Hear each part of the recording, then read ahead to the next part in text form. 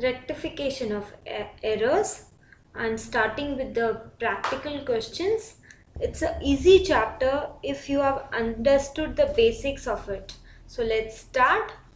Machinery purchased for rupees 10,000 has been debited to purchases account. Now machinery is an asset, and when we buy the machinery we have to debit the machinery account, not the purchase account. So I'll give you a simple way from which you can directly reach to your rectify entry. See, there will always be a right entry,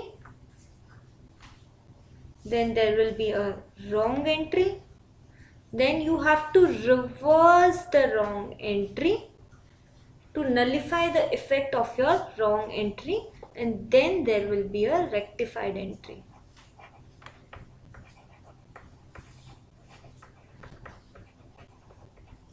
Now this is my way of doing it, and I think this is the easiest way, and you don't tend to do mistakes in it. So first of all, I will not see what has happened. I will just put what the entry should have been, the right entry. Machinery purchased for rupees 10,000. So the right entry should have been machinery account debit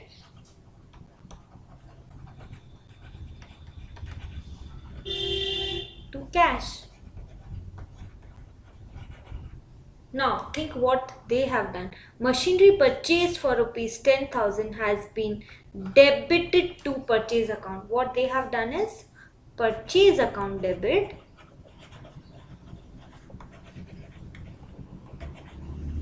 to cash.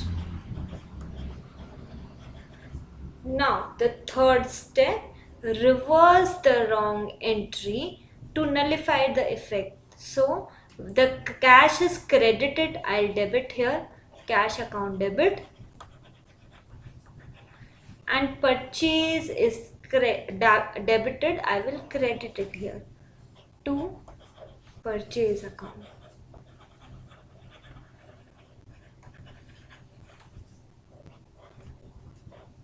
Okay, now what will I do? I will compare the first and the third entry, and I will cancel whatever I can.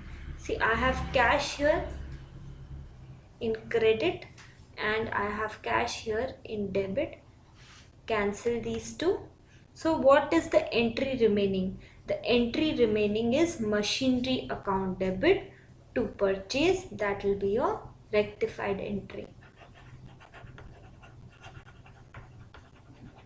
Machinery account debit, that should have actually happened, but I debited my purchase, so I need to credit it now to purchase account.